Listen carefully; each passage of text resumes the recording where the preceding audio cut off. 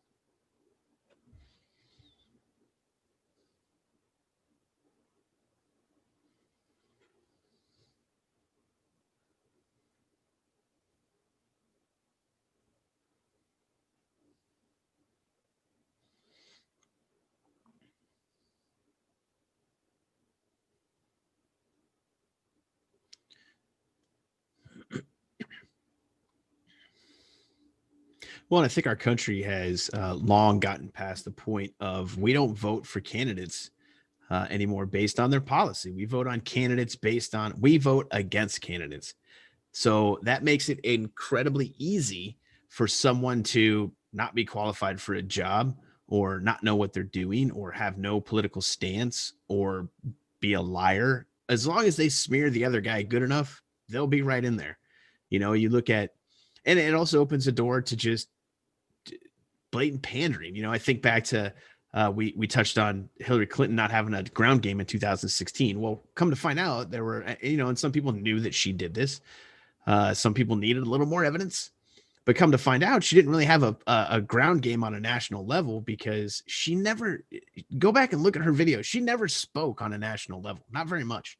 And the reason she did this, come to find out, is when she would speak in places, she kept it small and she would pander to the local clientele. Like if she was in the South, she would speak at a college or speak somewhere, and it would be very, very, very. It wouldn't be broadcasted on a national level, and she would all of a sudden have like a Southern drawl in her voice. Or if she, went to an area that was heavily black, she would speak, quote unquote black, or speak different. She would speak differently if she was in places, isolated, secluded places, than she would on a national level. So and she just pandered to the local clientele. She wanted to seem likable. Well, she never really said what she was going to do for anybody. She never said what her policies were going to be, and then she ran a whole campaign based off of being the first woman president. It's like our country needs to get back to where we are looking at these people. They work for us. Okay. We need to look at them like, what are you going to do? What are you going to do for me? How are you going to make the country better? How are you going to make people's lives better? How are you going to make people's lives more free? How are you going to make people's lives more cheaper or more economic or more efficient? How are you going to make people's day-to-day interaction just better, more fulfilling, freer, more money in your pocket? What are you going to do for me? And we've gotten to the point to where we vote against candidates. I read a meme that said, I challenge anyone to tell me why you're voting for Joe Biden without mentioning Trump. And I was like, wow, that's kind of profound language. Like, tell me why you're supporting Biden, which is fine if you do, that's fine. But just tell me why, based on the merits of why you want to support him without mentioning Trump, without supporting him because you don't like Trump, And and one thing that's kind of that I've noticed that's really I don't want to say gross, but it's kind of something that makes me a little bit uncomfortable is how politicians now are basically they're celebrities now. You know, Well, they're it's disgusting, isn't it? it's they're it really is. Maybe that is the right word. It is kind of gross that how we treat politicians are basically celebrities now rather than what they're intended to be, which is essentially employees of the American people. They're public servants They're public servants, by and by definition. by I yeah, mean, literally by definition, they are public servants. So the idea to me that we've all of a sudden started worshiping them as celebrities and as these great, huge, powerful figures among American society. I mean, they may have more power, but the idea that they are some sort of like minor deity is really gross to me. well, the biggest difference between the celebrities and politicians, or what should be, I guess, in my opinion, is celebrities are a lot of. I mean, you could go back and forth on celebrities. Celebrities, by and large, when you kind of like look behind the curtain, are because they have money and they have notoriety and fame, they get away with a lot. They're really kind of like not morally high standard people, which is fine because they're allowed to do whatever they want, politicians, but politicians should be held to the highest standard. The highest standard. And if you're at like people, these people that are getting on their platform and promoting violence, they should be immediately removed from office. If you are promoting violence, you should be removed from office like immediately. I mean, how do we let them promote the or support the killing of innocent people on any directly on any side on any level? I mean, that doesn't sound like highest standard to me.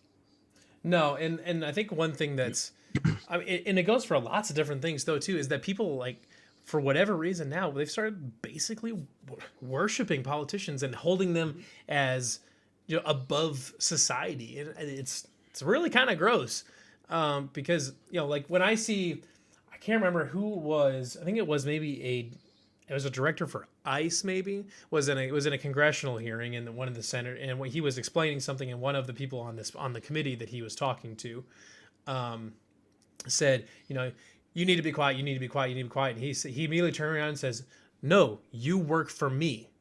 And that was a really telling thing there, is that, and then all of a sudden the committee, all of the Congress people on the committee kind of immediately were a little bit silent after that, or whatever, or they didn't have a lot to say after that, because there was a stunning realization there that, yeah, you do work for the American people, that the American people fund your paycheck. You are there to serve the population.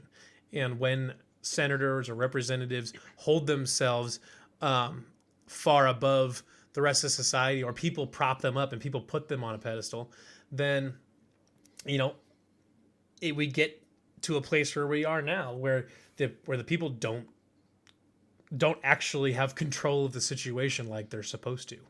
Well, and there needs, and I think we're getting closer. I still don't know if it'll happen in my lifetime. Although if you asked me a year ago what I thought about it, I would say it definitely wouldn't happen in my lifetime. And now I'm thinking, maybe not. And every day that goes by, it just gets a little closer that the American people and the political elites in this country, and I hate political elites because that kind of gives them credence, but the political people in this country, we're going to have a come to the table meeting, and they need to understand again that the only power that they have is the power that we allow you to have.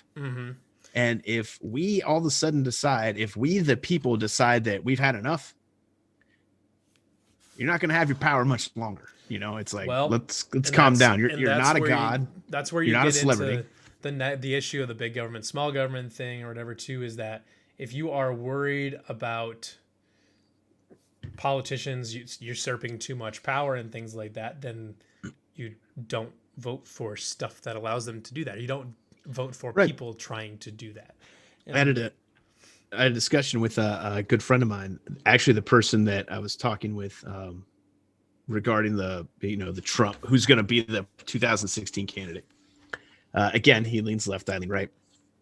And we both agreed. I said, look, by and large, man, you have to just come to terms with the fact that the people have allowed the government to usurp a lot of power, a lot, and it's like what I said, I touched on this last episode.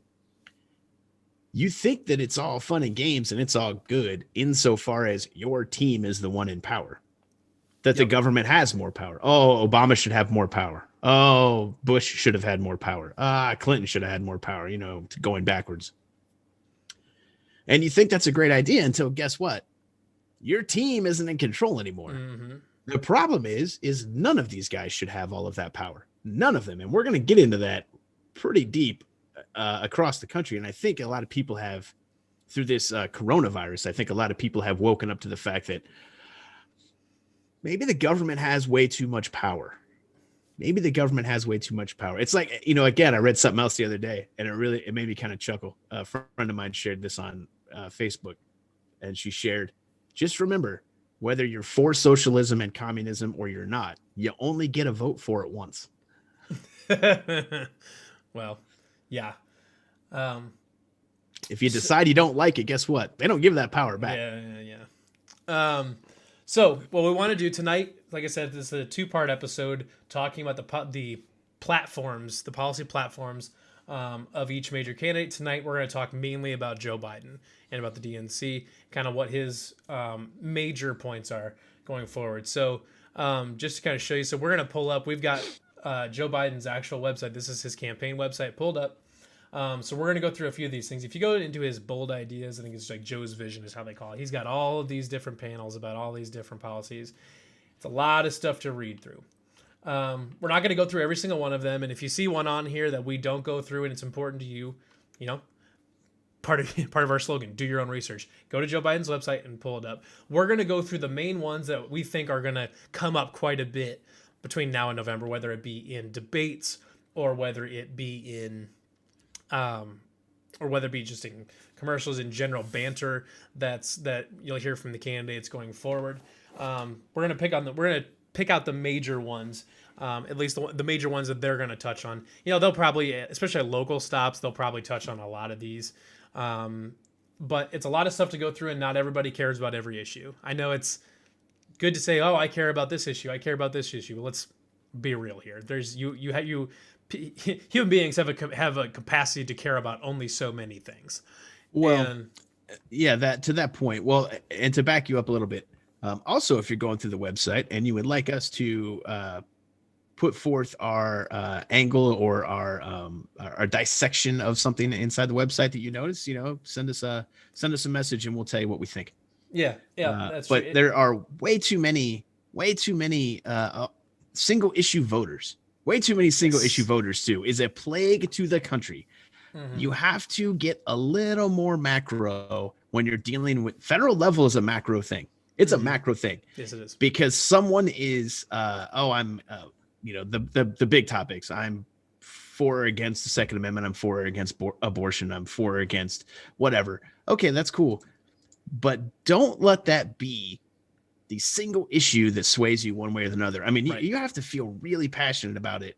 Dig down into one good position and 100 bad positions is not a way to carry out a national vote. Because you also have to keep in mind too, these big issues, these large issues, the odds of that actually seriously being affected are kind of slim.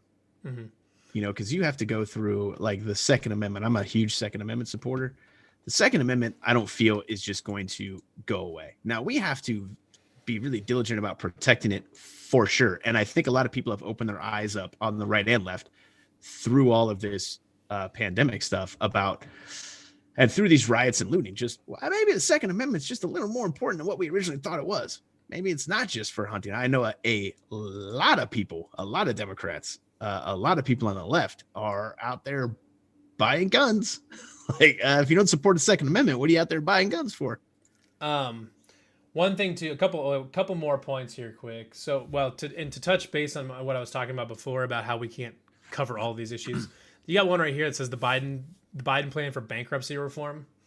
If you are very passionate about bankruptcy reform, I encourage you to go and look through Joe Biden's plan. If Trump covers it, we haven't gone through Trump stuff, and we're not doing that tonight. But if he's got one on there about bankruptcy reform, and that is your single issue, if you happen to be a single issue voter, absolutely research it. However, is this topic going to come up a whole bunch again in debates and things like that? Probably not. Probably not. So we're not going to spend a lot of time talking about bankruptcy reform. Not that it's not important. I mean, I have not personally gone through this tab. I probably will at some point because I am personally a policy voter, but I'm not going to expect everybody to go through it unless you like are really passionate about bankruptcy reform.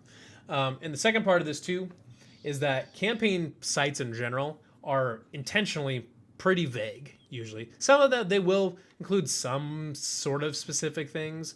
But a lot of times these platform statements are kind of vague, and intentionally so, because it gives them leeway to kind of change just a little bit, or to, if you keep your scope wide, keep your expectations low, make sure you're not too specific, then it's a lot harder to be held accountable. It's a lot harder to be held accountable, basically, because if you say, well, we're going to improve the country, and the country improves in a couple ways but goes downhill in the rest of them, you'd be like, well, we improved the country. Look at these. Look, these things are better. And everyone else is like, well, the other 90,000 things are worse. So it's like, well, we said that we're going to make it better, and we did. It's like, well, it's also, it gives to that point, it gives people, it gives these politicians a backdoor to flip flop. Like, I still, you have to know the history of the party. You have to know the history of when they say something, you have to go, yeah, okay, whatever. Because now all of a sudden Joe Biden has been anti-fracking, anti-oil, anti-natural resources, and now all of a sudden, well, that's okay. Yeah, I'm for it. And it's like, when you look back through the history of the party, and the history of their flip-flopping, and the history of in some cases just outright lies. Do you really believe that? Do you really believe that all of a sudden Joe Biden is like going to come in and swoop down and save the natural resource industry, the fossil fuel industry, the fracking? Is he going to come down and like make things better for them? Or is he going to make things worse because 2 months ago he was going to just destroy it all? Or is he pretty much just going to try to get votes and not really do anything with it and be like, whatever? Shout out to Hillary Clinton, though, for one of her campaign stops in West Virginia. She stopped and told coal miners that she was going to destroy the coal industry. So she didn't pander there. So yeah, good on her. Good for her. Well done, Hillary. Well, and Joe Biden stopping by. What is it? Was it the UAW that he stopped by? And he got into the now famous back and forth with the, hey, you're going to take away my guns. Oh, no, I'm not. Well, pretty much you said you got on a debate stage and announced that Beto O'Rourke was going to be your guy to totally just dismember the Second Amendment and go door to door and confiscate everybody's guns. So Joe Biden said that. Yeah, Beto, he held his hand up. Yeah, Beto, you're my man. You're going to go door to door for me, and you're going to take down the Second Amendment. Well, when he was asked by a union worker, which usually favors the left, I heard you're going to take down the Second Amendment and take my guns away. No, I never said that. And I believe there was you're going to take away my AR-14, AR-16, AR whatever. He didn't even have the proper nomenclature of said rifle. Well, and we're going to get into that too, the gun, because the gun thing is going to be one that comes up on comes up in a lot of elections. It's usually a fairly big topic. But the first one I wanted to touch on is because it's going to come up quite a bit in this election is COVID-19, the economy, and things like that. It's going to come up a lot because obviously that is among 1,000 other big stories, that might be the biggest one. That is the story that has stuck around throughout the whole year, is COVID-19 in the economy and all the layoffs and the job losses and things like that. So Joe Biden's got a few different things on his website talking about COVID-19. He's got one about leadership during COVID-19, which I'm not going to go into because he hasn't really been in leadership during COVID-19, so I'm questioning how valuable that tab actually is. But well, I mean, unless you're going to lead from your basement. Well, I mean, I've heard of leading from behind before, but I've never heard of subterranean leadership from the basement. From below. Hey guys, you're doing a good job up there. But like, is he poking on the floor with a broomstick? Poking with the broomstick, and he's like, "You're being too loud up there. Quiet that COVID down up there." Our leader has spoken. Quiet the COVID down. But he does have a couple. Different pages on kind of COVID-19 recovery plans and things along those lines. So the first one, kind of the main one he's got, so it's literally the first one in his entire list. If you go to look at this, it's literally right there. It's the first one. It's Building Back Better, Joe Biden's Jobs and Economic Recovery Plan for Working Families. So a couple up top here, you got a little bit of kind of just political talk. There's nothing here. Real strategy to deal with the pandemic, and we'll get there's one of these that has a couple interesting points that we're going to get into as well. So a lot of this plan you'll see, so provide further immediate relief to working families, small businesses, and communities, providing aid. You're going to see more unemployment insurance, a comeback package. Doesn't really specify anything there, but a comeback package for Main Street businesses. Well, so let's talk. Let's break a couple of these down. So Biden will also provide further immediate relief to working families, small businesses, and communities. Biden will. Okay. Provide state, local, and tribal governments with the aid they need so educators, firefighters, and other essential workers aren't being laid off. Okay, so I'm pretty sure that has been 100% obstructed by the Democrat-led House right now. Pretty sure. Well, the main holdup here, it seems to be not the idea of providing aid, but it's more like amounts and how the payments are structured right now.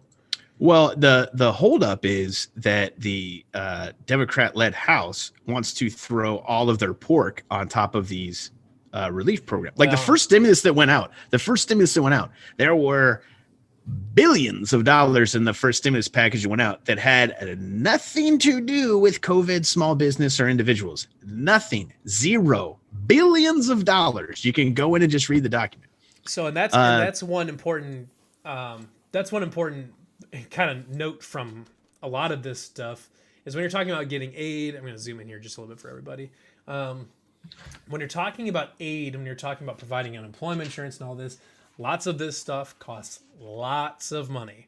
Now, earlier this year, the government wrote in some enormous check. I don't remember how much that was. I think it was $2 trillion. $2 trillion, just out of nowhere. Well, yeah, and like 25 million went to like the Kennedy Library or something like that. I mean, yeah, there was a lot of money that went. Yeah, and now you have Nancy Pelosi. So this is how they create a talking point. This is a talking point.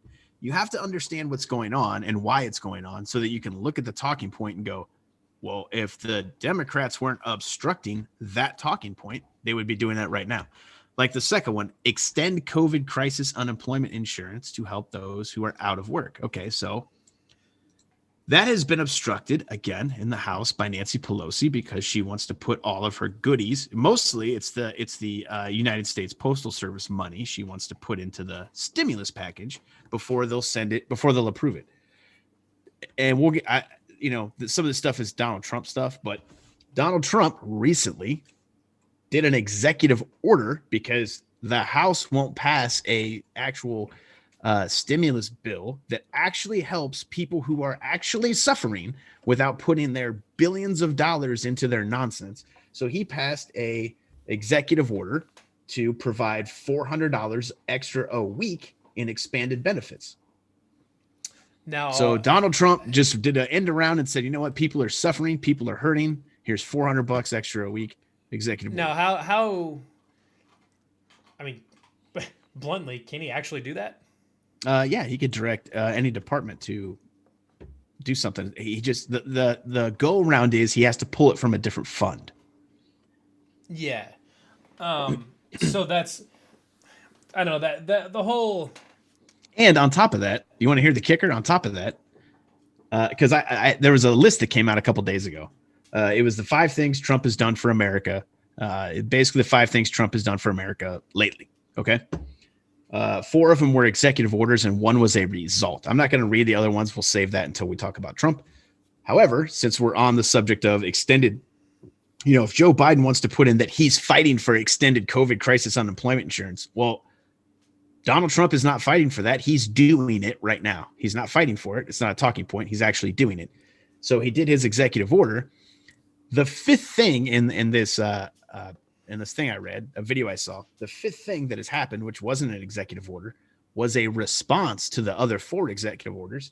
The Democrats have gone to battle legally in court and on TV, etc., to stop these 4 executive orders.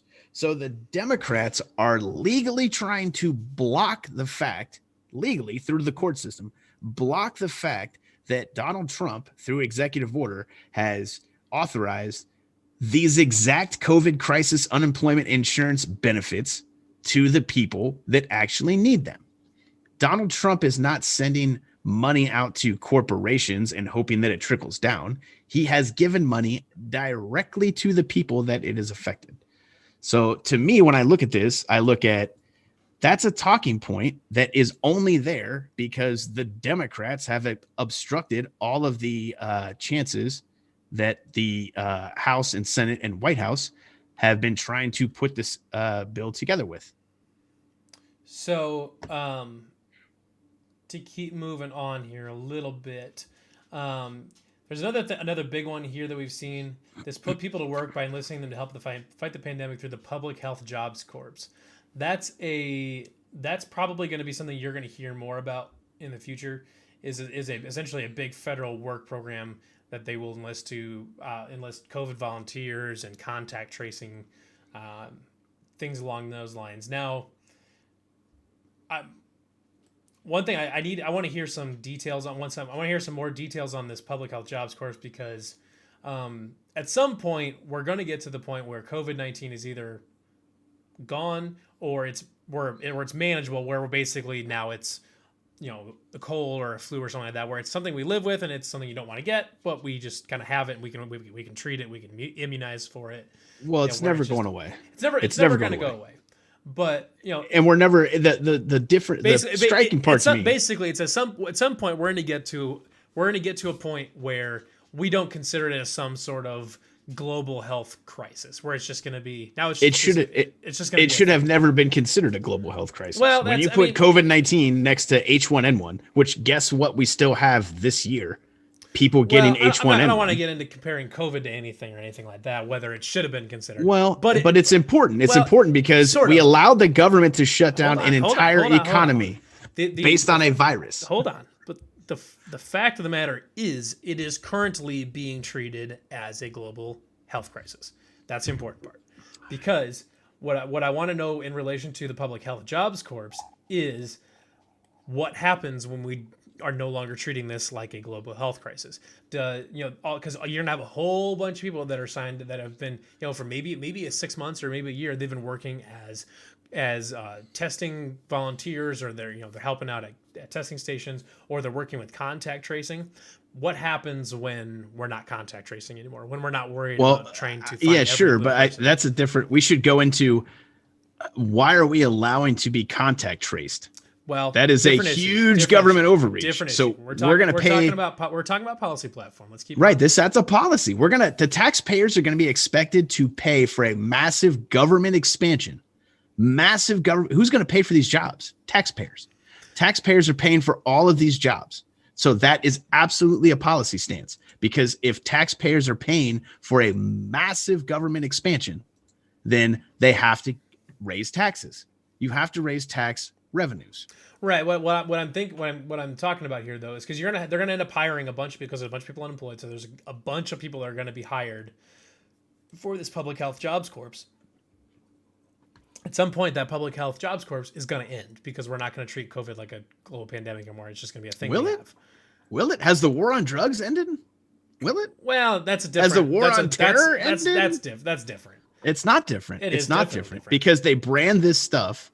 They brand this stuff so that it is something that cannot be defeated. They can keep COVID going until the day I die. Well, I mean, yes, in theory you could. When have we ever treated this is in my mind from what I've seen, because we have never treated another virus or another illness like this ever. This is the new frontier, the new horizon, the new money scam to try to extract wealth from the middle class and further enslave Americans, because you can't. It's a virus. Are you going to go out and beat a virus? Do we have a big pharma system that is actually geared towards eradicating diseases? Or are they geared to extracting money from the middle class by creating all these treatments that people have to get? Well, the eradicating diseases is an interesting point, because we've eradicated so few diseases that we know their names. There's one disease that we've eradicated that people can be like, oh yeah, we got rid of that. It's polio. That's the only one. Right. Okay. Let's talk about that real quick. Let's talk about that, because that polio, and you'd have to go back, and this is another back and forth, but there's enough evidence out there to suggest that the mainstream reason that polio got eradicated is not the reason that the real reason and the mainstream reason are not the same. So they say that, oh, we have a vaccine for polio and that's what cured it. But there's also a lot of evidence out there that what directly points to polio was caused by farm runoff from, was it pesticides and fertilizers that were putting on farms that were getting into creeks and rivers? Because remember, the old wives' tale was, oh, you don't swim during this time period because you'll get polio. Well, why is that? Because of all the farm runoff into the streams and rivers at the time. When they came out and said, hey, farmers, you can no longer put X, Y, and Z on your crops, polio went away. And I think there's the president that had polio. I can't think of his name off the top of my head. FDR. FDR got polio after he spent a summer out on some farm. He didn't just, I got polio. He went out to the farm and he's like, yeah, because they were spraying this shit all over the crops and he got polio. But now they say, you have a vaccine and that's what cured it. Well, there's a lot of evidence that suggests, no, we take this vaccine because we were told to and no one's ever challenged it. But really, polio was caused by all these chemicals that we were putting, that farmers were using on the crops, that when it rained, it washed off into the streams and rivers. And when kids went to swimming in streams and rivers, because fun fact, kids used to swim in streams and rivers, a while ago, not even that long ago, and they would get polio. And they would get polio because of the damn contamination of the water. Well, there's a lot. So, I mean, there's a lot of stuff. That's a far deeper subject. It is, and I implore everybody to go research that. And there's been enough. You're dealing with big pharma, so you're going to find information that says this, and you're going to find information that says that, and it's up to you to make up your mind on what you believe. I personally don't trust the government farther than I can see them, but that's me. So anyways, let's get back to Joe. What the podcast is for. Well, it's all relevant. It all ties together, dude. If you let the government come and shut an economy down because of viruses here, why didn't we shut the economy down in 2009 when H1N1 was here? Why didn't we do that? The death rates were pretty much the same. The infection rates were pretty much the same.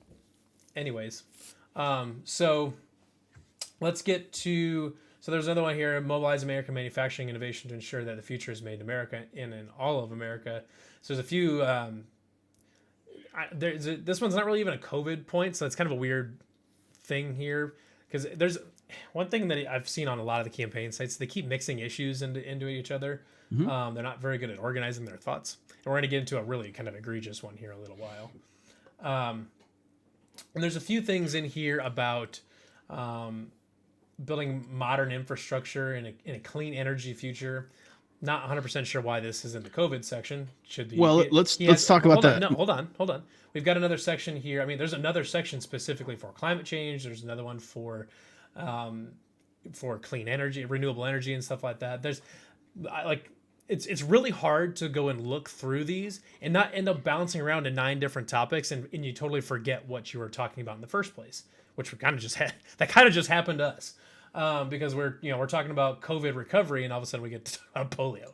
But now here, Joe Biden is, talking about, he's in his COVID building America back better section. And all of a sudden now we get another thing here about infrastructure and clean energy and things like that. Like in this paragraph, there's not one mention of COVID-19. And you see this a lot on campaign websites and it makes it really hard to research this stuff. To the mobilize America manufacturing and innovation. Okay, this is what it says. We've seen the importance of bringing home critical supply chains so that we aren't dependent on other countries in future crises. Okay, well, again, Donald Trump has been and is doing that now. But Biden believes we can't stop there. He is releasing a plan today to build a strong industrial base and small business-led supply chains to retain. So he's building a plan. We don't know what the plan is, but he's building one. And I bet you anything, we don't know what the plan is come November 3rd either. To retain and create millions of good paying union jobs in manufacturing and technology across the country. So let's talk about that. We have spent the last 20, 25 years offshoring all of our manufacturing because of cost. Union jobs are very high cost jobs. They are, because union jobs tend to pay more and have better benefits. Well, where does that money come from? That money comes from in the increased cost of said good or service that the union is producing, which is fine. How in the hell are you going to, Joe Biden, bring back good paying union jobs in manufacturing and technology across the country? How, he's releasing a plan. I want to see the plan. What's the plan? What is the plan? Because we've been told, what was it? Barack Obama, whom was the president while Joe Biden was vice president, said, I don't have a magic wand. Those jobs aren't coming back. Those jobs aren't coming back. So if Joe Biden had the critical thinking skills and the intellect to formulate a plan to bring these jobs back, why did the president that he served under say those jobs aren't coming back? They're not coming back. Yeah, and that's what is one confusing, because he was part of an administration that said that they're not coming back, whatever 8 years ago, and now he says he's bringing them back. So he puts a talking point on his website to pander to the unions. We're bringing all these union jobs back in manufacturing and technology across the country. Okay, well, where's your plan? Oh, we're releasing that plan. Okay, well, show us the plan. And show us the plan. And it goes back to the intentionally vague part. A lot of these campaign websites are very, very vague. Most of them don't deliver really hardly any specific solutions to anything. Yeah, and that's the point. That is a talking point. That's rhetoric. Well, of course. I mean, all this is rare. It's a campaign website. But no, not all of it is. If I've seen detailed plans by people of this is what we're going to do. Like Donald Trump has renegotiated NAFTA, renegotiated deals with China, has renegotiated peace treaties in the Middle East, which is absolutely staggering. Like there's only been 4, according to Kayleigh McEnany, whom I trust, there's only been 4 or 5 peace deals in the Middle East. 2 of them were under Donald Trump. They happened 29 days apart. So let's see. So there's another one here talking about mobilizing across the board to advance racial equity in America. There's another site. He has another section here. It's right here. He's got another whole section in his thing about the plan for, I don't remember there's a plan for, let me see if I can find it. There's mobilize. another plan for the black community right there. So it's another one. It's just another one of these things that it's pandering.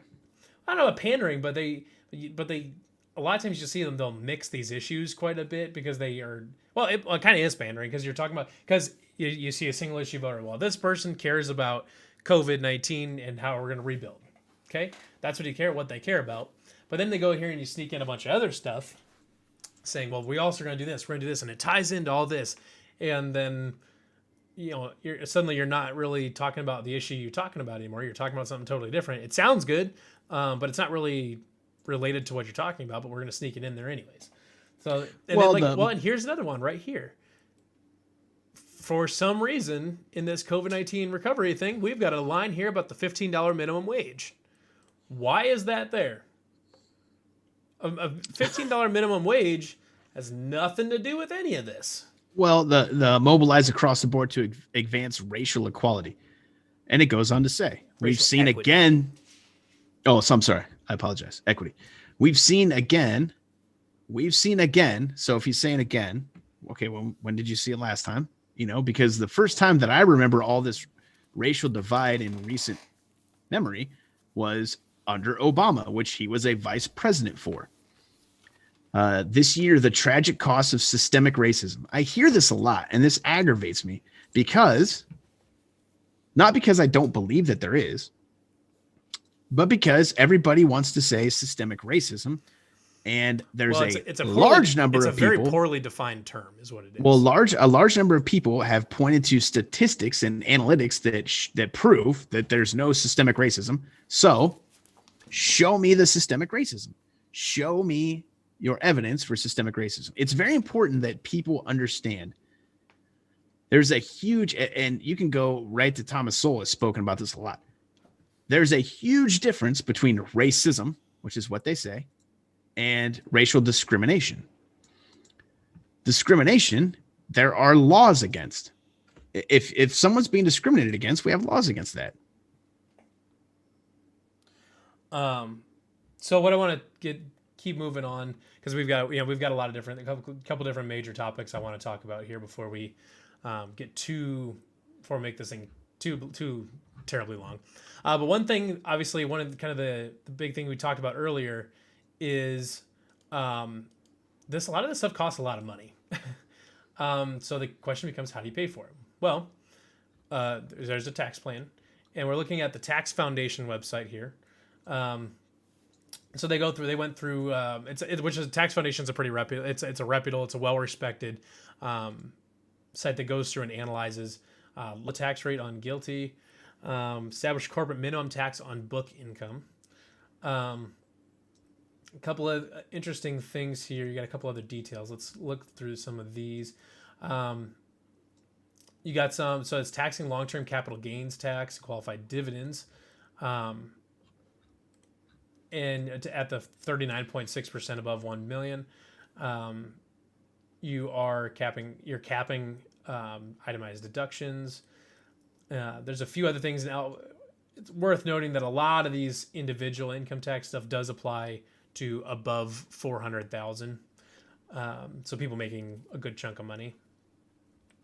There's a couple of other nuts and bolts in here about business taxes and minimum tax on corporations that make $100 million or more in profit. A couple major things here. So we've got a couple here, couple of notes here about economic effect, which is interesting. So this is, I believe it's over. I saw a note earlier about how this is basically over a 10-year period, but it predicts a negative 1.51% change in GDP, a 1% loss in wage rate, and the loss of 585,000 jobs per their general equilibrium model.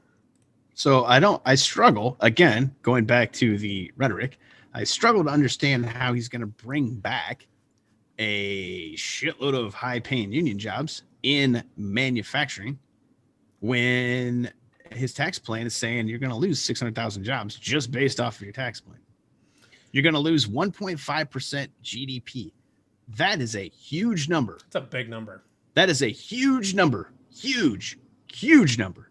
Also, the wage rate is going to be decreased. So how are you going to bring back all these good high-paying jobs when the tax experts are saying hey, you're going to have a 1% decrease in wage rate? And a couple of things that I look at when I see it, the increase in corporate income tax rate. So I want to talk about that for just a second, because I don't think a lot of people understand this. A lot of people are fully on board with, tax the rich, tax the corporations, whatever. Corporations don't pay taxes. They don't. Businesses don't pay taxes. And what I mean by that is businesses have financial plans, and they project their earnings as a percentage typically. What a business sets forth to collect in earnings, they achieve. So if the government comes in and says, we're increasing your taxes by 10%, the corporation has to increase their profitability by 10%. And there's typically two ways to do this. They either raise the price of goods and services that they produce, thus pushing that tax increase down to the consumer. Or if they're a large enough company, they also do that. Along with, they decrease or stagnate or stop any benefit increase, pay increase, benefit increase to their employees, thus pushing that tax down to their employees. So corporations, it's a nice talking point to say, we're going to increase corporate tax rate. Corporations don't pay taxes. Consumers pay taxes, and indirectly, employees pay a percentage of those taxes. But the corporation itself does not pay taxes. Kind of like when the government says, this is going to be government funded.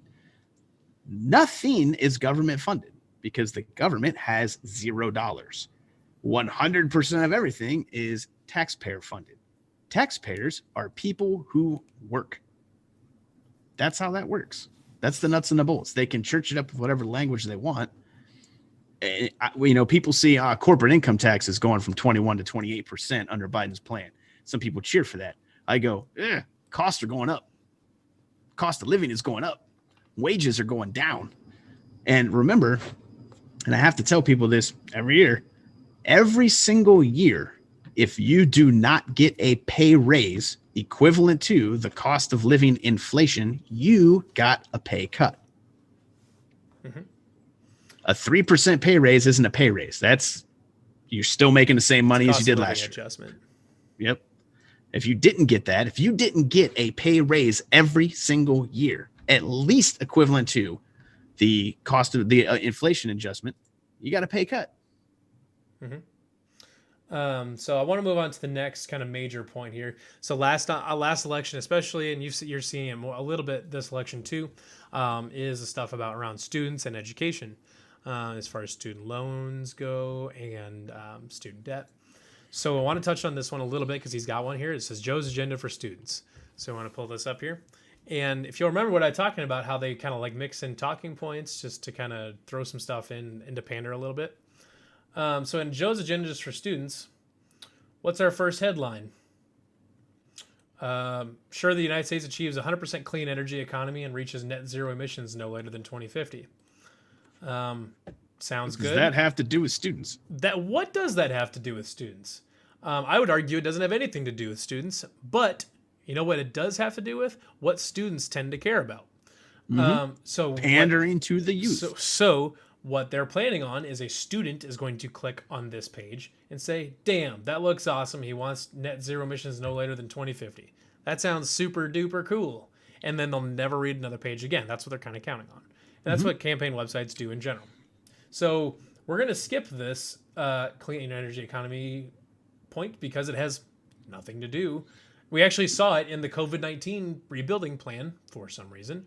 We're seeing it again in the students plan, but we're going to get to that at some point a little bit when we get probably next big one when we talk about climate change stuff a little bit. So here we go. We've got finally a student one here. Ensure education training beyond high school is a reliable pathway to the middle class. How is that not a thing right now? Well, that's why. Yeah, why is training beyond high school not a reliable pathway to the middle class? It is very much so. It is. I don't see how that's not a thing right now. That's a thing right now. Well, the argument is that there are lots of kids coming out of school with student debt. They're coming out with different degrees that they can't find jobs, or the jobs aren't very good, aren't very high paying.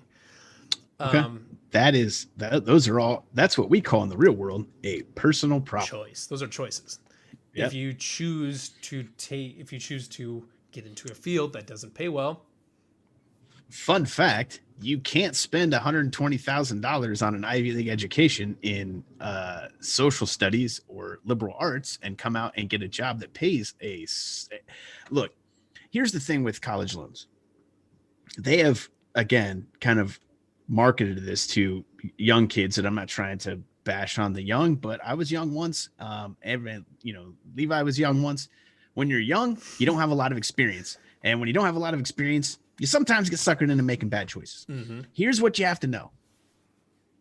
Your job choice, your career, your major in college, if you will, has to have the ability to pay back your student loans. And they don't like to tell you this in any sort of financial discussion when you go to a university. I sat right next to when I was in college, I sat right next to a financial counselor talking to some young female about going in, and they had her racked up with so much debt by the time I was listening to this conversation. They had her racked up with so much debt.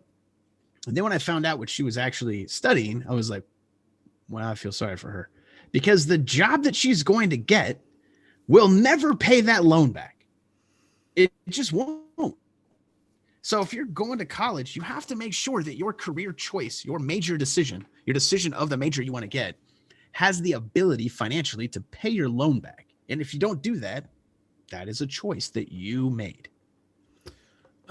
So to get to that point just a little bit, but right here, he says he comments on that, but for too many, earning a degree or other credential after high school is so unaffordable, it's out of reach. So Joe will provide 2 years of community college or other high quality training program without debt for any hardworking individual looking to learn and improve their skills. I kind of want to know why they put hardworking in there. Well, and I got a Because question. If he's yeah, bringing back all these high-paying union jobs, why do I have to be compared or concerned about higher education anyway? well, Right? that's another question. But The unions train you when you get hired with a union. They do your training for you. he will also make four-year public colleges and universities tuition free for all students whose family incomes are below $125,000. Okay. The problem, one issue I see here is actually the fact that he says a number, because um, incomes in tuition varies wildly depending on where you live.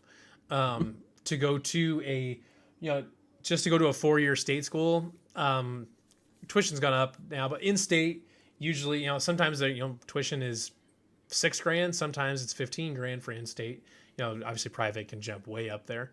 But out in San Francisco, $125,000 is not that much money. That is nothing. That's like That is nothing. That's cost of living right there.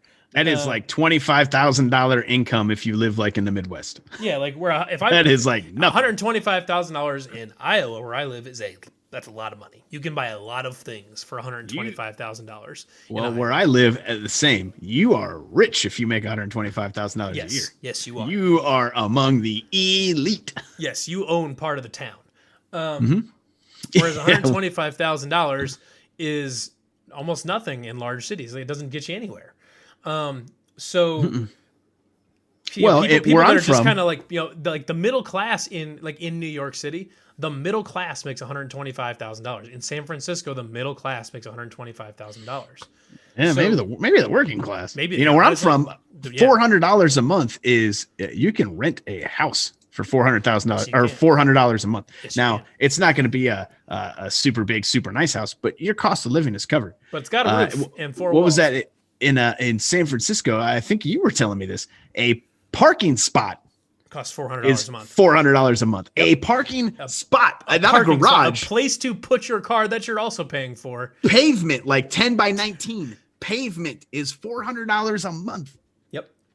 So that's why when you set hard numbers like that, or $400,000 or $125,000, when you set hard numbers and you don't account for costs of living in different places, you're going to get yourself into trouble, because a lot of people are going to get screwed by that.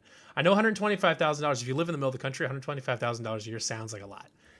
In some places, that is not a lot of money. And that's so there's gonna be a lot of families, middle class or upper, whatever's between the middle and the working class, lower middle class. Some people make that. It says family incomes, so that's combined incomes. That's not even single income. If your family makes $125,000, there are plenty of people in the Midwest there are plenty of families in the Midwest who combine for $125,000, even though that's plenty of money, whatever. There's like, so it's, I guess if you're really trying to only capture the poor that really can't afford anything, whatever, then I guess. But if you're trying to make 4-year public colleges, like, I know there's a lot of people in my town whose parents probably make maybe, the combined family income is probably just above that. And Well, the median household income of 4 is like what, still 77,000? Maybe. So, but but it goes back to when you start setting defined actual numbers, you get yourself into trouble, because somebody's going to get screwed or someone's going to get benefit. If you live in a really, really cheap place to live, Wyoming is super cheap to live in. If you make a combined $100,000 in Wyoming, you're living pretty good. I stand corrected. It was in 2018. It was about 62,000 median household income in America. So you're gonna have you're gonna have people living in in super cheap places to live, wherever you want to talk about, or whatever, that make 100,000 or whatever, but they're living pretty good, honestly, because $100,000 buys quite a bit, and they have enough free income that they probably could afford these things, but you set a hard number at 125,000, and now some people are going to get screwed, and some people that don't need this benefit are going to get it. And that's a huge problem. You see that all over the place, and on both parties, and lots of different types of legislation where they start setting hard numbers for income, or you start setting it for different thresholds. Well, and that goes back to the government is absolutely terrible at this stuff. Anything the government's got involved in, the cost goes up, the quality goes down. That's and you get the COVID bonuses too. You give $1,000 a month. $1,000 a month, I can get by on $1,000 a month. I mean, it won't cover my mortgage, but like when you have mortgage plus living expenses, like I wouldn't be able to like totally live on $1,000 a month, but I could pay for a lot of things on $1,000 a month. Someone in San Francisco can pay for, I don't know, 5 days of rent. Like, it's, I mean, $1,000 a month goes different lengths, sometimes drastically different lengths in different places. And that's part of the reason, like Derrick said, that the government is really bad at their jobs because they don't adjust these things for cost of living. It's just random numbers that they just throw out that sound good. Double max. Well, they talk about Pell Grants. Strengthen college as a reliable pathway. Okay, so we have a student debt crisis in this country. No, we don't. We don't have a student debt crisis in this country. All student debt were individual choices for people to take loans out. Mm-hmm. Okay, so when this starts, this really just agitates the hell out of me. You have a bunch of people that made an individual choice to go enter their adult life in debt, in some cases massive debt, and now you want to pass that off to the taxpayers to take care of. This is at such a terrible like, first of all, I paid my college. So does that mean that I get reimbursed all the money that my college cost? Because I was actually a responsible adult and paid for my college. So do I get that money back? That is a question that needs to be answered about like student loan debt forgiveness and things like that. Like Elizabeth Warren was talking about, where you'd get, if you had so many loans, you'd get a huge chunk of it back, or maybe all of it back. Whatever. So like I graduated college in December of 2014. So so about 6 years ago, not quite 6 years ago. I was fortunate enough that I had a fairly good paying job out of college and was able to pay off my student loans in just under 5 years. About 4 years, I paid them off. Right, because you elected a major that paid back your student loan. What I just alluded to, you picked a major that, when you went into that major, paid you enough money to be able to pay that loan back. Yeah, I mean, so there's lots of different reasons to pick a different major, but sure. I mean, pay is definitely one of them. But I was fortunate enough, and I worked hard, and I paid off my loans in 4 years. Obviously, not everybody can do that. Not saying everybody can. I was, like I said, I had a good circumstance that worked out well for me, and I'm very thankful for that. But not everybody's going to get that. But I paid off my loans in 4 years, which is about 6 years ahead of schedule. So if I was just paying minimums, I'd still be paying my student loans off today. So if Elizabeth Warren or whoever was elected president in November and followed through with the loan forgiveness, am I, who paid my loans off early, am I going to be compensated for a back calculated amount based on, if I had paid the minimum up to this point, do I get, however much I would have had left over, do I get that back? How does that work? Because now all of a sudden you're incentivizing people to not pay their student loans back. Right. So is that moving forward? Is that the precedent? I'm going to go get $100,000 in personal loans and then go, not paying this back. I'm just going to wait till someone gets elected and makes it go away. Right. I can't do that. And am I getting, and I was VA. So I put years of my life into my student loans. So, and there were things that I went through from a mental and emotional standpoint that the overwhelming majority of Americans don't have to go through, thankfully. But what kind of price are you going to put on that? Because that's the price I paid. Mm-hmm. So do I get that compensation back?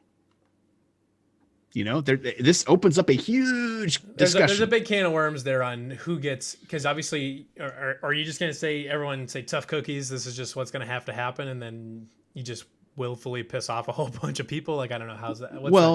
You create a race to the bottom. I was talking to the guys that I worked with several times on this topic. You create a race to the bottom, and I think we have the same Get the problem. Most expensive degree you can that makes as little, that you just do whatever you want, get the most expensive degree you can, because it doesn't even matter, because it'll get paid off.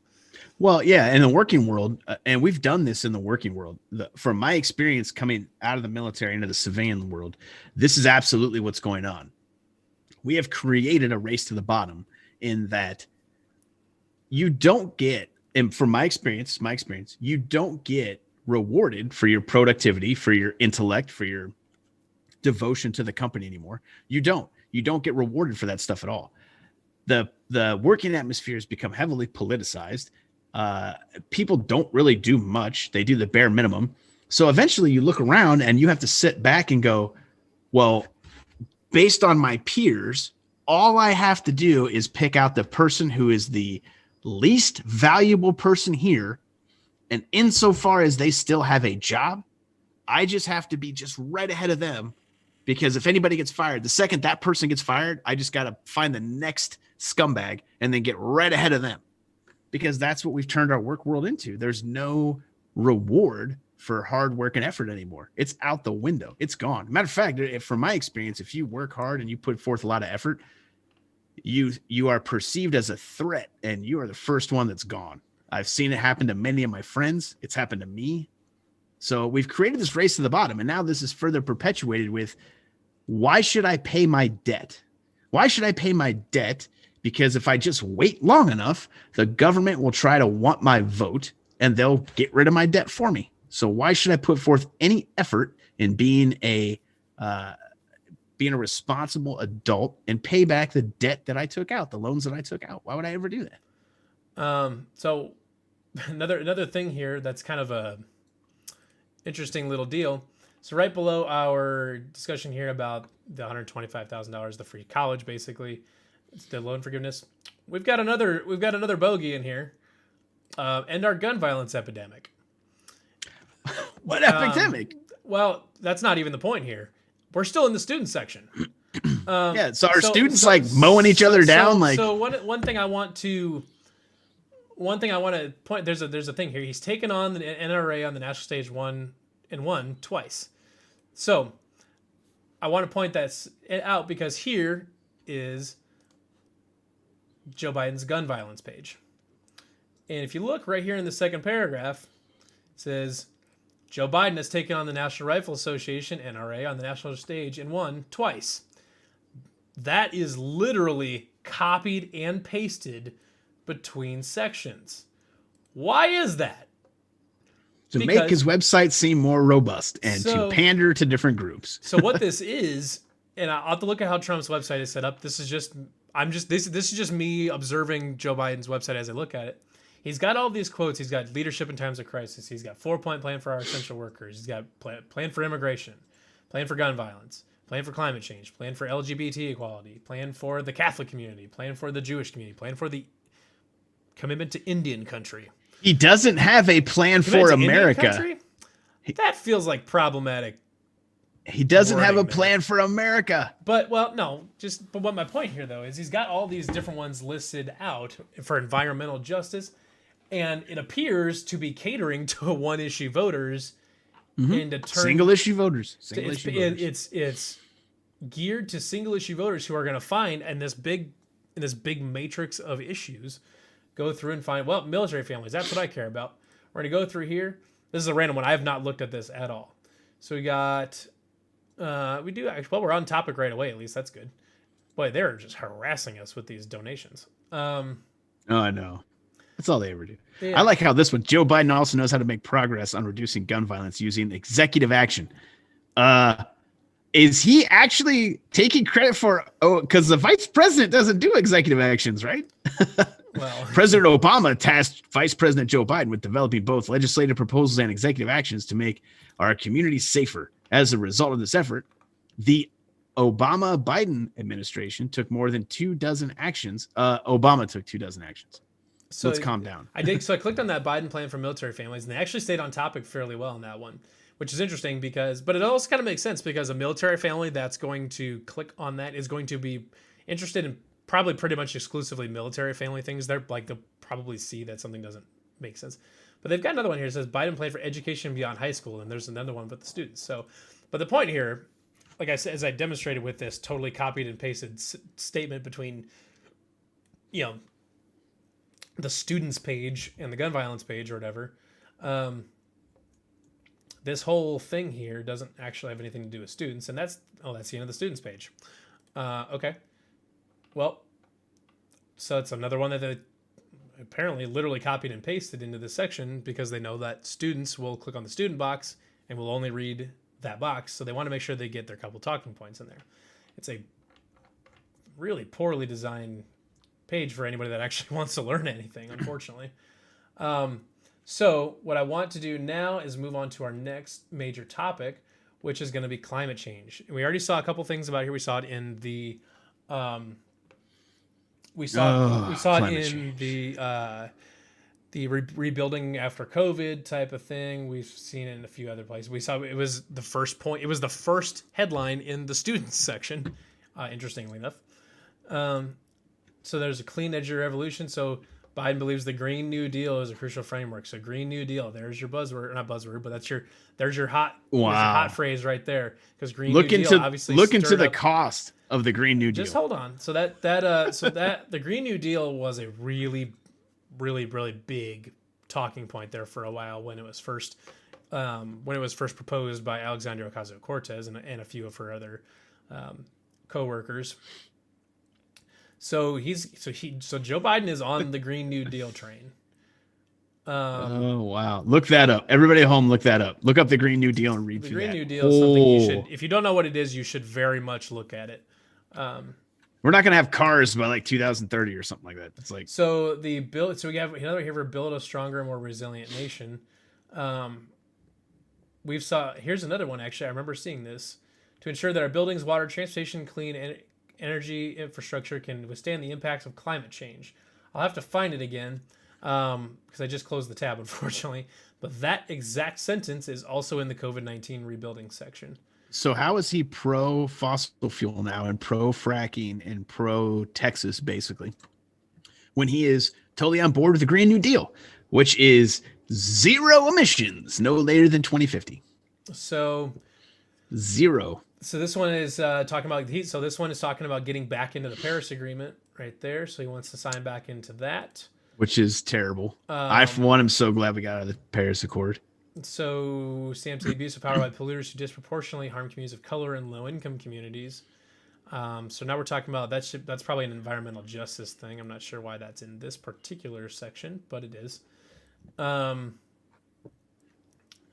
Let's see here. Fulfill our obligation to workers and communities who powered our industrial revolution and subsequent decades of economic growth. And Vice President Biden is committed to that Biden president will not accept contributions from oil, gas, and coal corporations or executives. So he's really going full in on the Green New Deal. For him, we got a paragraph here about Joe Biden being a climate change pioneer, I guess. Really? This whole website is just filled with like contradictory terms or contradictory talking points. There is a lot of talking points, which, like I said, it's a campaign website. He's trying to convince people. Sure. There's a lot of stuff that goes directly against what other I'm seeing talking a lot here. So they're talking about rolling back the Trump tax incentives that enrich corporations at the expense of American jobs. So this is Trump tax cuts.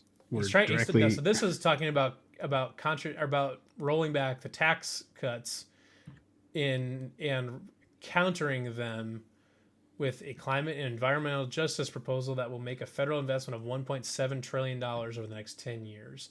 So he's countering the Trump tax cuts by doubling down on American workers' tax increases. Okay. So, and we're going back to this kind of jumps back and forth to the tax code a little bit and his tax plan, which we talked about. It's closing. So here's one that I'm a big fan of: closing loopholes in our tax code. I'm a fan of that.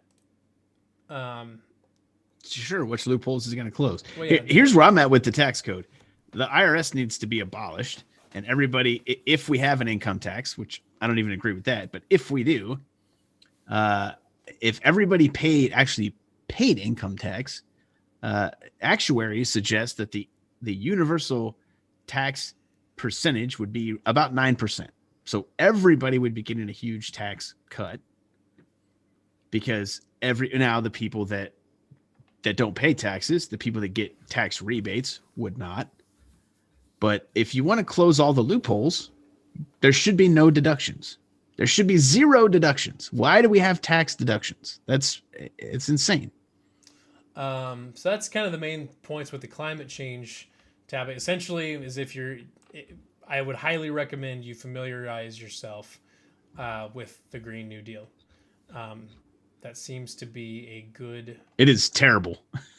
Well, it seems to be a good indicator of where Biden's climate change policy is directed. Anyways, is how it's oriented.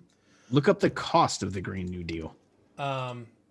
Let's go to our next topic here. This is another one that comes up when we were just talking about it. It comes up all the time and will in every election, which is guns, the Second Amendment. Talks about almost 40,000 people die as a result of firearm injuries every year in the United States. Many more. Okay, so real quick. Hold on. Real quick. No, this is Green New Deal. This is Green New Deal. Real quick. Green New Deal. Okay. And I just looked up Green New Deal cost. And this is what I got, just real quick. In February of 2019, they did an estimate that the plan could cost between 51 and 93 trillion over the next decade. That's a lot of money. That's its estimate is potential cost at $600,000 per household. Well, if we go back, if you looked at the tax plan for Joe Biden, it's going to bring in 3.5 trillion in revenue. So just another I'd like to see how those numbers work. Yeah. So look that up, everybody. Look up the Green New Deal. It is amazing. So he's talking about a couple of things he did for Congress, for the NRA with the Brady Handgun Violence Prevention Act, and then the assault weapons ban that was back in '94. A couple of things. So he wants to which did nothing. Hold gun manufacturers accountable, which is a controversial one because it's placing the responsibility. So if there's a shooting and someone gets wrongfully hurt by a gun, that the manufacturers can be held accountable, which is some dicey territory to get into because you don't want to go down that road, America. I promise you. Because then you could say you could sue Tyson Chicken for if you ate a bunch of their chicken nuggets and you got fat, then you had a heart disease. Then you got heart disease because you ate too many of the Tyson's chicken nuggets. That you could theoretically then go back and sue Tyson for providing something. Or if you were, I don't know. What about a kitchen knife manufacturer? Yes. If you were to sue a kitchen knife manufacturer, if you're blowing your nose and accidentally inhaled and the Kleenex got stuck in your nasal cavity and you suffocated and died, your family could then sue Kleenex for making an unsafe product. Well, but also, I mean, that's kind of an accidental thing. You could do that right now. That is more to the point of if somebody takes an object for whatever reason, like if I take an East Wing hammer and through my own illegal, because remember, once you commit assault on someone, you are now a criminal. The second you shoot someone that's not in a otherwise legally protected manner, like self-defense, you are a felon.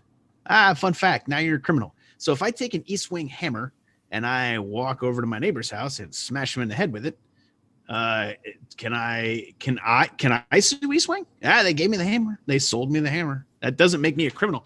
That doesn't make me a criminal because now I have pushed all of the accountability of my actions onto someone else. Can the family of the victim sue the hammer company? I mean, this is dangerous territory that a lot of people need to understand, like universally how this thought process works.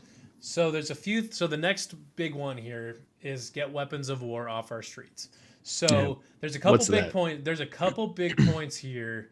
They touches on a few of these, but they are, in my opinion, they are woefully lacking on some details. And this is something that needs to get fleshed out before anything can actually happen policy-wise with this. So he's got a point here about banning the manufacture and sale of assault weapons and high-capacity magazines. So what's an assault weapon? That's the first question that needs to be answered is what's a high cap mag? First of all, California, the thing that he was touted for, his assault weapons ban, which economists looking back at what that actually did, the assault weapons ban, it was it 93 or 94, didn't do anything to curb crime. Nothing, not a single thing. They want to hang their hats on that. It literally did nothing. The assault weapons ban did nothing. The high cap magazines in California was just reversed by the Ninth Circuit, right? Like something the most liberal, crazy circuit court we have. And they said, yeah, that infringes the Second Amendment. That infringes the Second Amendment. So he's hanging his hat on infringing the Second Amendment. So you got next big one here is regulating the possession of existing assault weapons on the National Firearms Act. So that's gun confiscation. Another one. That's gun confiscation. Well, that too. That is gun confiscation. They want to come. They're going to come door to door. Machine guns. What's a machine gun? Silencers, short-barreled rifles to undergo a background check and register those weapons. Which you already have to do. Yes, you already have to register these. You already have to register firearms, anyways. Well, you have to register your suppressors. Yeah, you have to apply for a suppressor. One thing here, he says machine guns. I'm assuming he's referring to automatic weapons. Most people don't realize that those, unless you have specific circumstances and you have to get special licenses, you can't buy them anyway. It is extremely expensive to own an automatic rifle. And you have to get all sorts of background checks and different licenses. The average person cannot purchase an automatic weapon. They are illegal unless you have so here's how this works. List of different certifications and things like that. Here's how automatic weapons work. They're no longer for sale to the public. Every single automatic weapon is peer-to-peer, which means for all of you that have collected baseball cards as a child, the value in baseball cards goes up because it is assumed that the number of said individual card throughout time goes down because they get thrown away, destroyed, whatever. The number of available Mickey Mantle cards goes down. The number of fully automatic rifles goes down because it's strictly peer-to-peer. They are not manufactured for civilian consumption, even though they should be, but they're not. So, they're extremely expensive. When I was young, 20 years ago, I toyed around with the idea of buying some automatic weapons, and I absolutely should have, because those weapons in like a 10-year time period went up like 5 times in value. It was crazy. It's like one of the best investments I could have ever made. However, you also have to go through a plethora of background checks, and I believe, and someone could correct me on this, but I believe that once you are in the registry for owning a Class 3 weapon, you are subject to the federal government doing basically spot checks on you anytime they want, which means anytime they want, without warning, without cause, without anything, can come into your house and say, well, we want to see all your stuff, all of it, not just the automatic weapon. We want to see all of your stuff.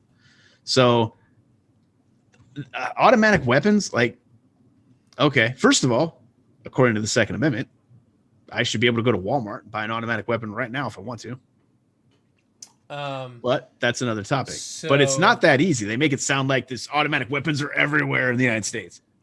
Well, that's a big problem with this conversation too, is there is one audience that is very un or miseducated about this subject, that is woefully uninformed about what everything is, because there's specific terminology and things like that. When all this coronavirus stuff started, I was out in Arizona when all this coronavirus stuff started, and when the civil unrest stuff started, there were a lot of people that were registered Democrats on the left, friends of friends, friends of mine, that they totally anti-Second Amendment, totally anti-gun, totally, Second Amendment should be gone, guns should be abolished. Well, then they decided to go, I had better go get a gun to protect myself because things are kind of getting a little weird, right? A little weird. I better go protect myself. And the amount of texts and DMs and Facebook posts and Twitter posts about they found out how difficult it was to get a gun You don't just walk into Walmart like you're buying a bag of tater chips and walk out. It's like there are several people that were like, well, I went in to buy a gun and I got denied by the FBI. Denied. And they're like, why can't I buy a gun? I'm like, well, because it's not, you don't just walk in like you're buying a Snickers bar. Yeah. There's a process, and every single person has to go through the FBI. Fun fact, when you go into a dealer, they take their phone and they call this little FBI hotline and they get on there and you have to fill out all this paperwork, which takes way too long, but whatever. You give it to them. They take their paperwork in the back room. They call the FBI, and the FBI goes yes or no. It's as simple as that. They go, here's all this person's information. Am I allowed to sell this gun to this person? And the FBI goes yes or no. And that's all you get. If they say no, you don't get a reason why. The guy comes out with his little clipboard and says, I can't sell this firearm today. And that's all he tells you. And why not? I can't tell you. I cannot sell you this firearm. So there's a lot of people on the left that finally realized buying a firearm in the United States of America is not how the political left tells you it is. If you're not going in and give me some Twizzlers and a Mountain Dew. That's not how it works. Not at all. So now another thing here, buy back assault weapons and high capacity magazines already in our communities. One thing I don't see here that's specified is if it's a mandatory buyback, because that's like when we hear about like what Australia did with the buyback or whatever. Australia's was a mandatory buyback.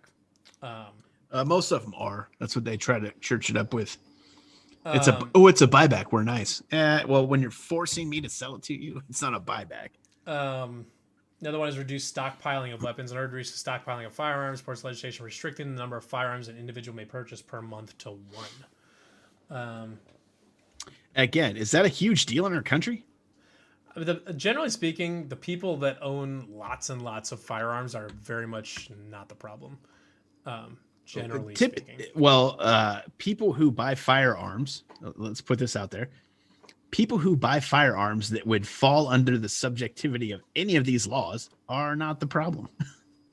So we got they're law-abiding citizens. Keep guns out of dangerous hands. So this a couple of so require background checks for all gun sales. They pretty much already do. Pretty much, yeah. The gun show loophole is what actually specifically references it right here. The gun show loophole. What gun show loophole though? I'd have to be. If you've ever been to, if you've ever you still get background checks. Anybody that's ever been to a gun show can tell you there are still background checks at gun shows. Absolutely.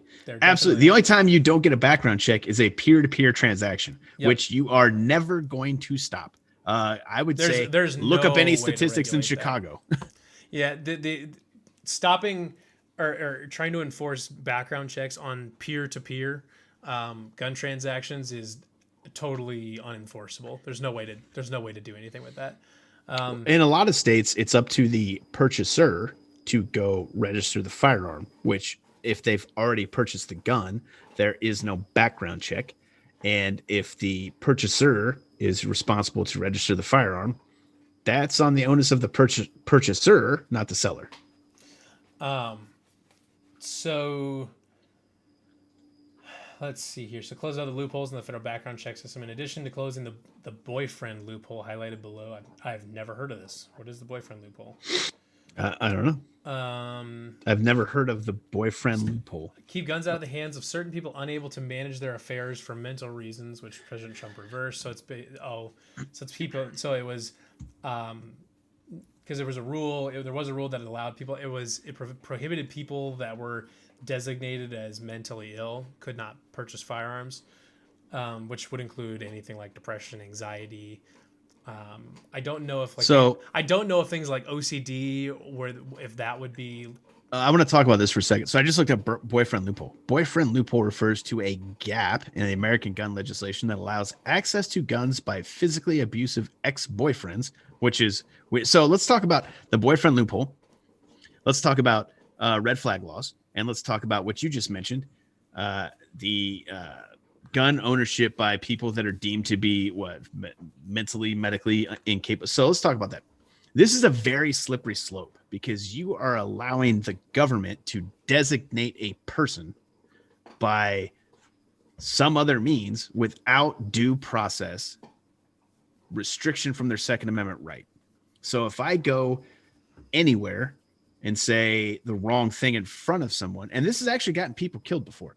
Red flag laws. Red flag laws is where you can call the police department, sheriff's department, whatever, and just claim I have an uncle, a boyfriend, a friend, or whatever. I think that they are a danger to me or themselves. Now, the police will go to, and they own firearms. The police will go to that person's residence or domicile and try to confiscate said firearms. That has actually led to the killing of police officers and the killing of the people that own the guns. Whereas if the red flag law was never a thing, or the person never had the power to turn you in based on an assumption, then no one would have lost a life at all, probably. And you can't even say that they might have, because you don't know that. You can't say that. Furthermore, if you're in like a doctor's office and you say something that happens to be an opinion, they can just flag you. And now all of a sudden your Second Amendment is restricted without due process. Without due process. So that's going against what is the Fourth Amendment and the Second Amendment. The Fourth Amendment is due process, right? Something like that. That's going against both of those amendments. You had both of those rights taken away from you. Search and seizures weren't to be just, so that's due process. Just because somebody wanted to, somebody has that power. Anybody had that power. Anybody. That is a very slippery slope, and you might agree with that. Maybe. I tell you, there's a country down in the southern hemisphere, good old Australia, and they don't have guns anymore. They gave up all those rights. They let the government stomp all over them, usurp all those rights, and they're going through a process right now where I bet they probably wish they had those rights back, because the government is now stomping all over them because they know that there's going to be zero resistance from the public. Zero. So to keep pushing forward, so here's one that caught my attention here. And the online sale of firearms and ammunitions. So the reason that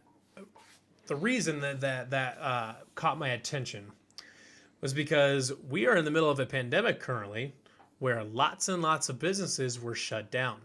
Mm-hmm. So if you cannot sell firearms and ammunition online, and the government has since forced the closure of certain stores, and maybe your state has elected to just say there will be no brick and mortar stores open, with the exception of grocery stores. Grocery stores and doctors' offices can stay open, but generally speaking, no other stores can be open for in-person sales.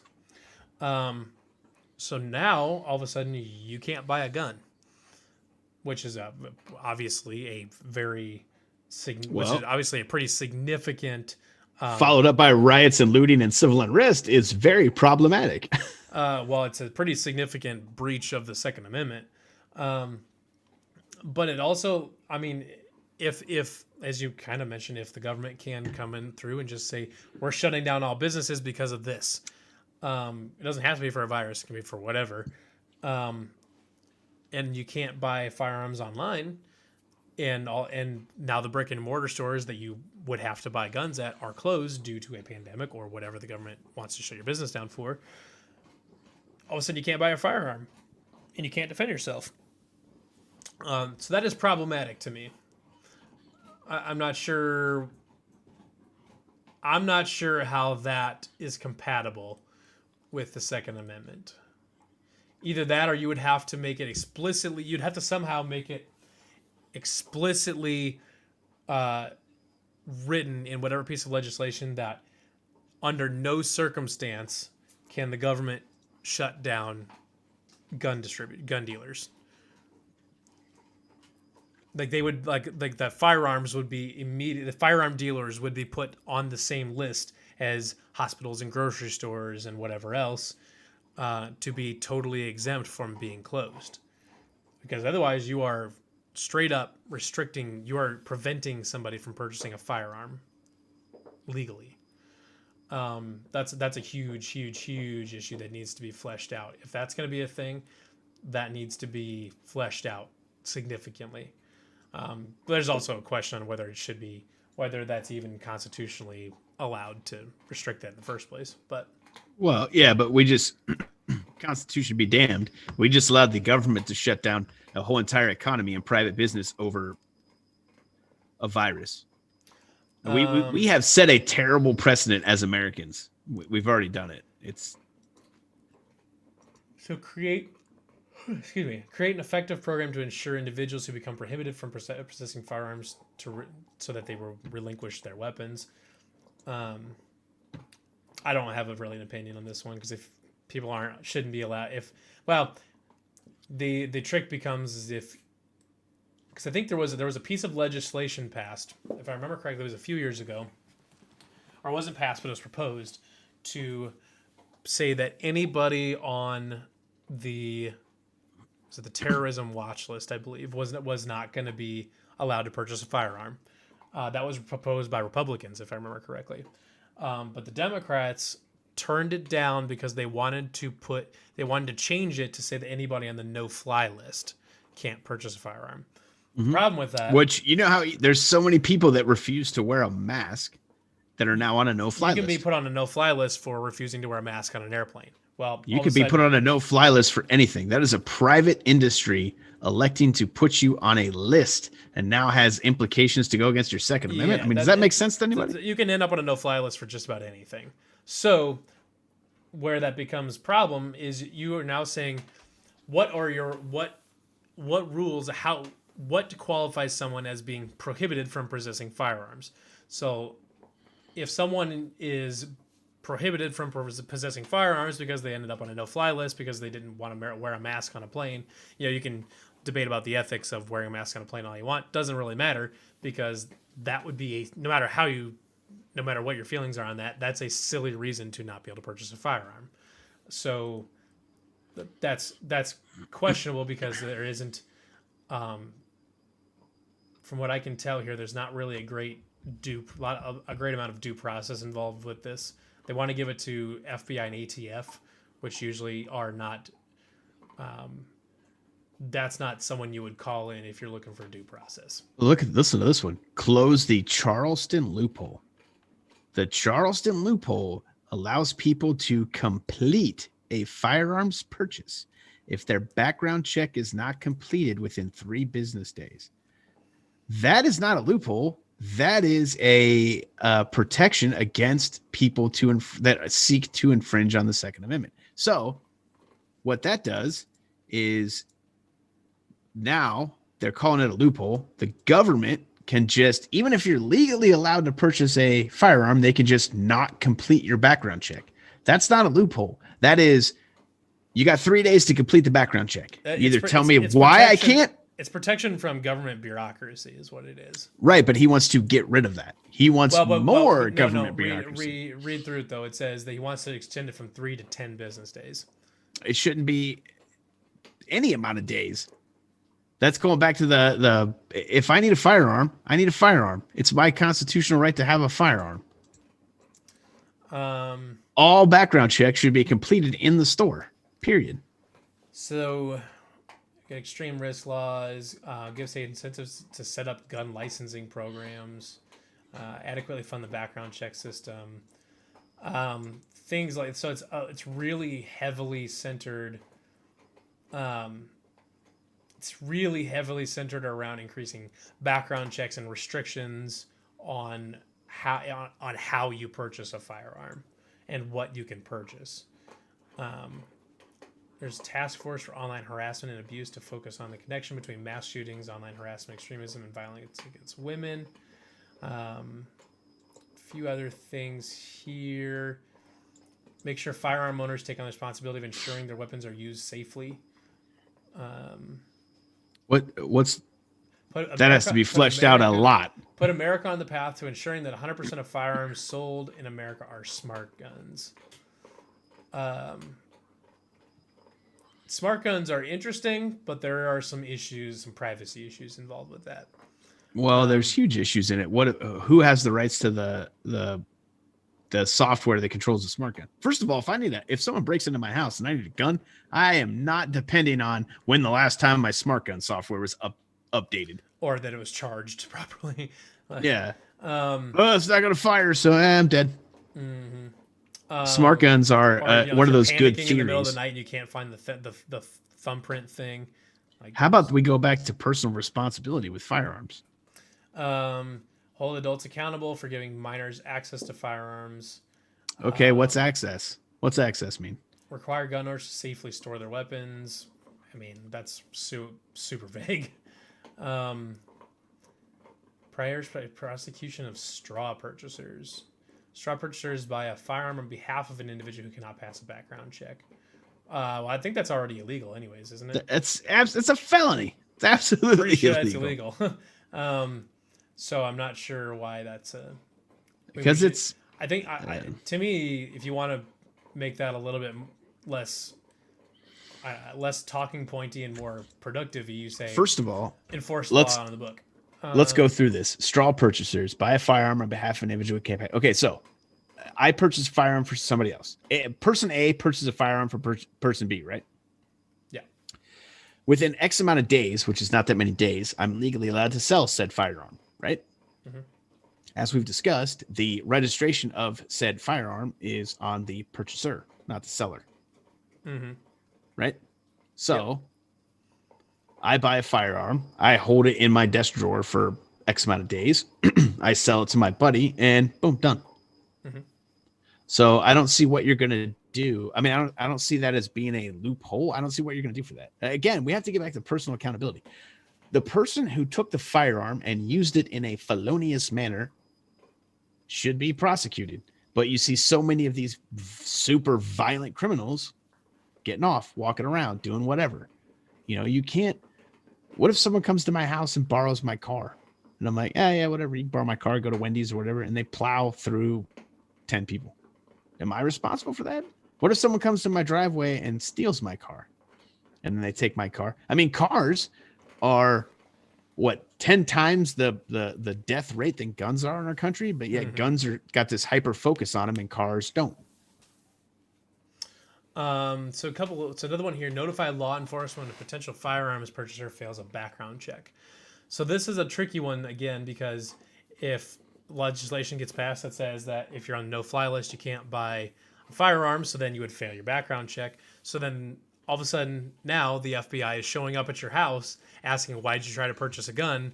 Because you're on the no-fly list. You're on a no-fly list. So okay, I tell you what, a personal story. I got a buddy who buys firearms, and he got declined for an FBI background check, and he ended up on a no-fly list because when you get declined for the background check, they don't tell you why.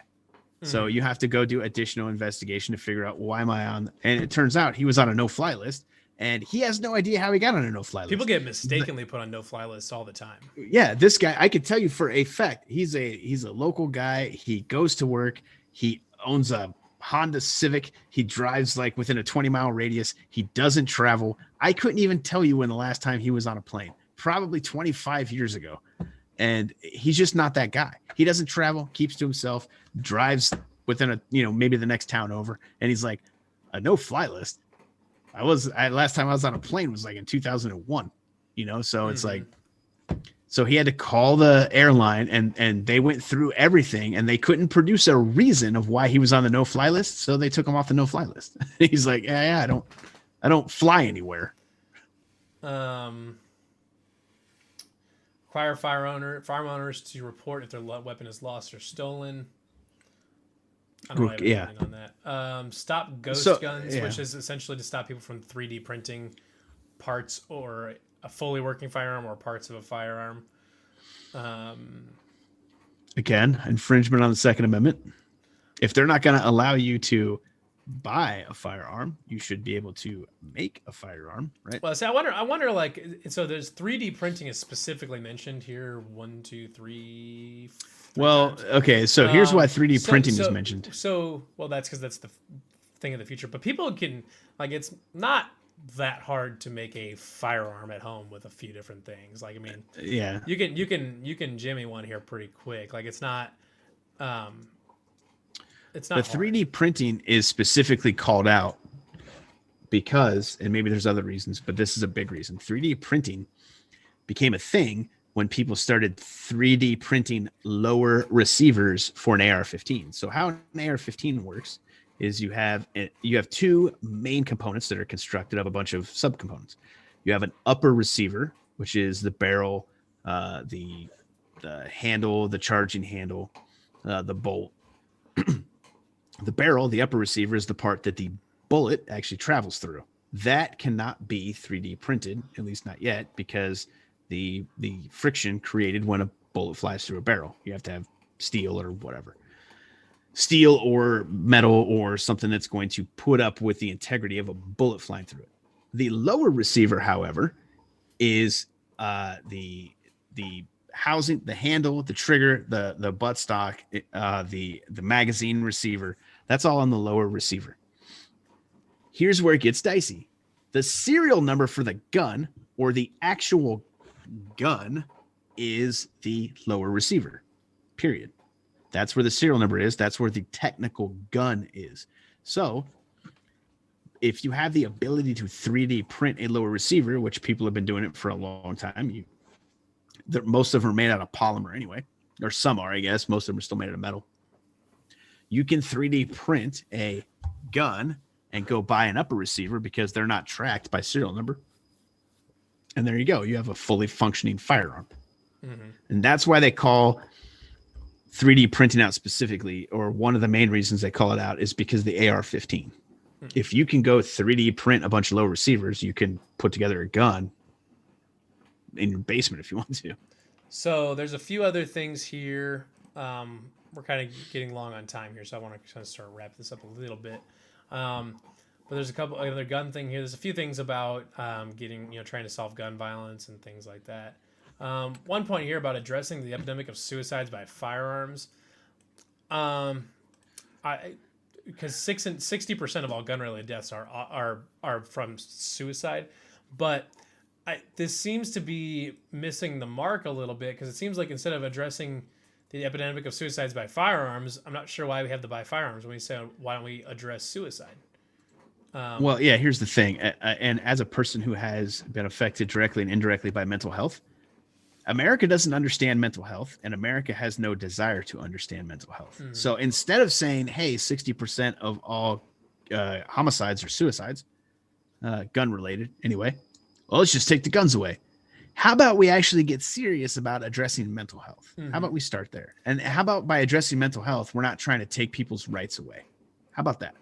Yeah, and that's why I think this is a problematic line here, because it basically says that it's not that suicide and mental illness is not the problem. It's the fact that they have access to it's the gun. It's the gun. Which is obviously nonsense, because just because someone doesn't have a gun, if someone wants to kill themselves, they're going to kill themselves. There's 1,000 ways to do it, and they don't need a gun. You don't need a gun to kill yourself. That's just kind of quick and easy way to do it. And yeah, they say 60% of all gun deaths are suicides, but what percent of suicides are gun deaths? Like, do people hang themselves? Do they take pills? Do they shoot themselves? I mean, do they lock themselves in the car in a closed garage? Like, I mean, there's lots of so what percent? I mean, that's a play on percentages. There's a few things in here about creating trauma centers for gun violence victims and community members and things like that, which that's more side stuff. I mean, I don't know if that's really even part of the meat and potatoes of the actual gun violence or the gun topic. Really, that's more mental health type of things. But we're almost actually pushing 2 hours now, so I think we'll probably wrap it up for this week, or we'll wrap it up for today. We'll be back on Thursday. We'll be back on Thursday at 8 p.m. Central to talk about the Trump platform and go over more of his stuff and try to get down into the weeds of some of his bigger topics. So remember, everybody, do your own research, question everything, trust nothing. And until next time, everything is total BS.